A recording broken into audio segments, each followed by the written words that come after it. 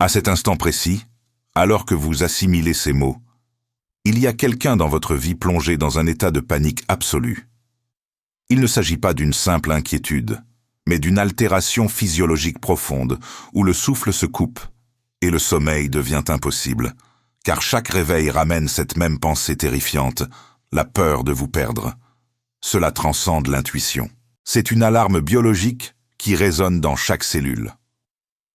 Lorsque l'être humain comprend qu'il est sur le point de perdre quelque chose d'irremplaçable, l'organisme interprète cette absence comme une menace vitale déréglant le rythme cardiaque et provoquant des réactions physiques intenses pour le cerveau archaïque.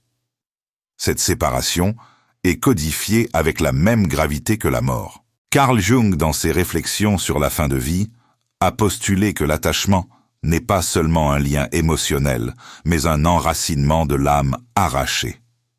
Cette racine ébranle toute la structure de l'être, et c'est exactement le séisme intérieur que cette personne affronte en ce moment. Cependant, pour comprendre ce dénouement, nous devons revenir en arrière. Il fut un temps où cette personne se reposait dans une sécurité dangereuse, nourrissant la certitude silencieuse que vous seriez toujours disponible. Une telle garantie engendre l'inertie et la procrastination, transformant les jours en mois sous le prétexte de ne pas être prêts. Jung a observé chez ses patients que ceux qui attendaient d'être prêts pour aimer finissaient par perdre l'objet de leur affection. Car la vie oblige à avancer même sans préparation. C'est exactement ce qui s'est passé entre vous, tandis que l'autre attendait. Vous avez évolué, et ce changement unilatéral a dévasté son monde. Vous n'avez rien fait de drastique. Vous avez simplement refusé de vous figer dans le temps, continuant à rire, à planifier et à vivre. Cela a provoqué le choc ultime. Car celui qui reste immobile perçoit la vie de celui qui avance comme une trahison. Cette personne s'est éveillée à la dure réalité. Le monde ne tourne pas autour d'elle.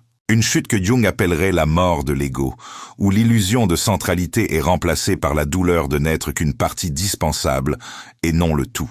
Aujourd'hui, cette personne se réveille chaque jour, torturée par le doute, cherchant le moment exact de rupture, sans réaliser que vous n'avez pas été perdu, mais que vous vous êtes simplement lassé d'attendre, ce qui est une force bien plus dévastatrice. Pour que vous compreniez l'action radicale que cette personne s'apprête à entreprendre, il faut disséquer l'anatomie de son processus. D'abord, le dénivolution a été minimisé comme une phase passagère, ou de la fatigue, une défense du subconscient pour éviter la terreur d'un changement incontrôlable. Ensuite est venue la colère, non pas dirigée contre vous, mais contre elle-même.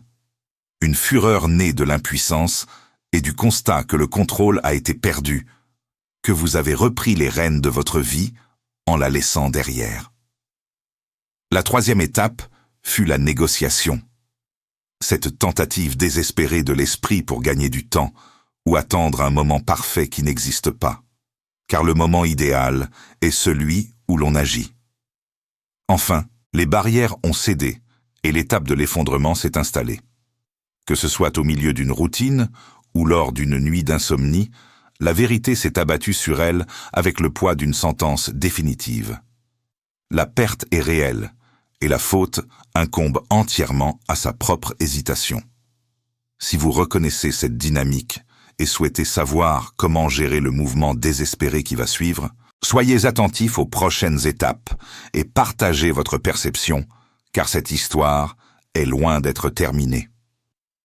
Carl Jung observait fréquemment chez ses patients un phénomène dévastateur. L'effondrement existentiel soudain en décrivant le moment où une illusion maintenue pendant des années se dissipe, les gens rapportaient invariablement la même sensation, comme si le ciel et la terre avaient échangé leur place, apportant une clarté absolue et terrifiante. Cet individu dans votre vie a atteint cet état de lucidité implacable où il n'y a plus de place pour le mensonge, les excuses ou la procrastination. C'est précisément au bord de cet abîme que commence la cinquième phase, l'action. Soyez très attentifs, car c'est ici que la trajectoire change. Lorsqu'une personne réalise qu'elle a perdu quelque chose de véritablement précieux, il ne reste que deux voies, se livrer au deuil ou se battre. Cette personne a choisi de se battre. Ce n'est pas une bataille ordinaire, mais une guerre interne contre ses propres peurs, son inertie et ses vieilles habitudes. Ce conflit intérieur se manifestera extérieurement par un geste choquant. Il existe 3 possibilités pour cette action. Dans la première, il ressurgira devant vous, mais dépouillé de ses anciennes défenses et de ses masques. Dans un état de vulnérabilité totale, il admettra l'erreur, la peur et la fuite, confessant que vous êtes irremplaçable. Un aveu que l'ego déteste, mais que l'amour, désormais plus grand que l'orgueil, exige. La deuxième possibilité implique un changement de vie radical, démissionner.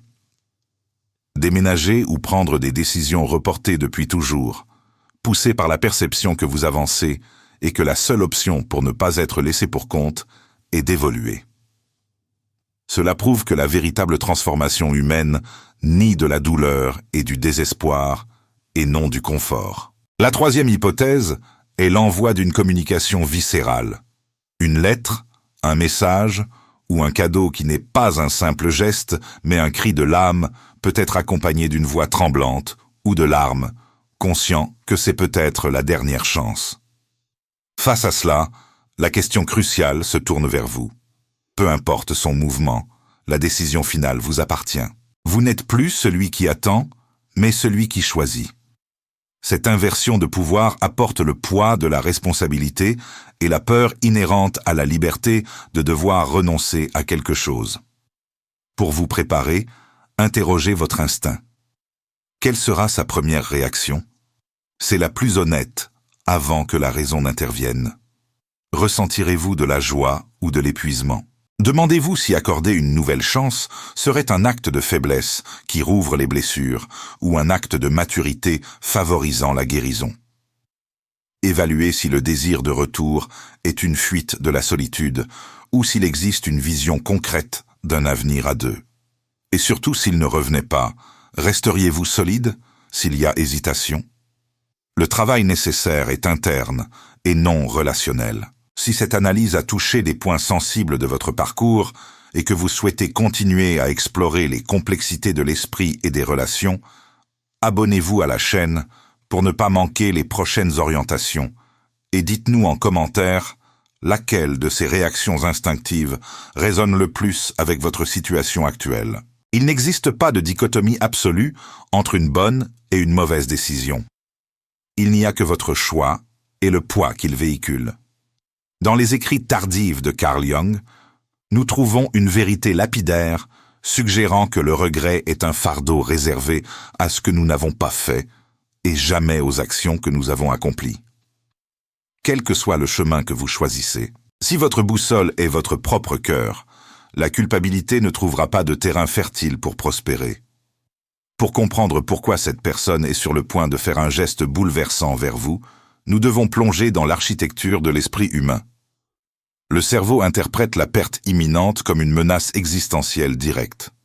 Et face au danger, notre biologie nous offre 3 issues: la fuite, la paralysie ou le combat. Cette personne est restée longtemps en mode fuite, évitant la réalité pour ensuite tomber dans l'inertie. Mais maintenant, le cycle bascule en mode combat, un état par nature dramatique, audacieux et irréversible.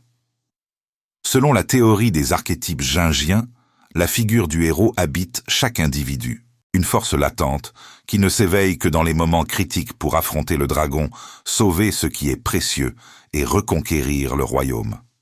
Cependant, il est vital de comprendre que le dragon n'est pas une créature externe, mais la manifestation des peurs internes.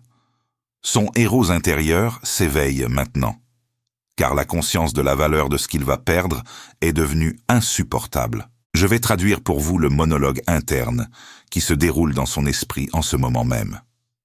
Car déchiffrer ses pensées est la clé pour prévoir ses actes. Elle se demande comment elle a pu être si aveugle pour ne pas voir ce qui était là disponible et clair, réalisant qu'en voulant protéger son ego, elle a sacrifié ce qu'elle avait de plus cher. Le doute n'est plus de savoir s'il faut agir, mais comment? car de simples excuses semblent insuffisantes des paroles en l'air, alors que la situation exige une preuve tangible de transformation. Même hanté par la peur qu'il soit trop tard, la voix de l'intuition crie plus fort, ordonnant de se battre, de tomber le masque, car essayer est la seule façon d'éviter l'abîme dû, et si ce dialogue interne, bien que les mots puissent varier, porte cette essence vibrante et va bientôt se matérialiser en une action concrète qui vous laissera stupéfait pour ne pas être pris au dépourvu. J'ai identifié 5 signes clairs annonçant cette approche. Le premier est un changement drastique de comportement numérique, silence radio ou hyperactivité, reflet d'un chaos intérieur. Le deuxième signe viendra de tiers. Des amis communs mentionneront qu'elle a demandé, de vos nouvelles, une tentative inconsciente de rétablir le lien. Le troisième est l'omniprésence physique. Des rencontres fortuites dans vos lieux habituels deviennent suspectes, guidées par le désir subconscient d'être dans votre radar. Le quatrième se manifeste par des messages subliminaux, une musique partagée, une phrase énigmatique ou l'évocation d'un souvenir. Tout cela criant silencieusement qu'elle se soucie encore de vous. Le cinquième et dernier signe est un changement de vie significatif qu'elle s'assurera de vous faire savoir, preuve concrète qu'elle évolue pour être à la hauteur en remarquant ces signes. Préparez-vous, le mouvement est imminent et pourrait redéfinir vos trajectoires. Ici, j'applique un enseignement profond de Jung. La véritable rencontre entre deux âmes n'est possible que lorsque les masques tombent. Sinon, ce n'est qu'un contact superficiel entre deux personnes à eux. Quand cette personne viendra, elle doit venir désarmée avec son vrai visage, ses peurs et ses désirs authentiques. Vous devez la recevoir avec la même transparence. Être sans masque, c'est avoir le courage de dire que vous n'avez pas encore pardonné si la blessure est vive, d'admettre le problème, de verbaliser la peur ou la colère. Seule l'honnêteté brutale forge une connexion réelle. Les mensonges n'offrent qu'un confort passager.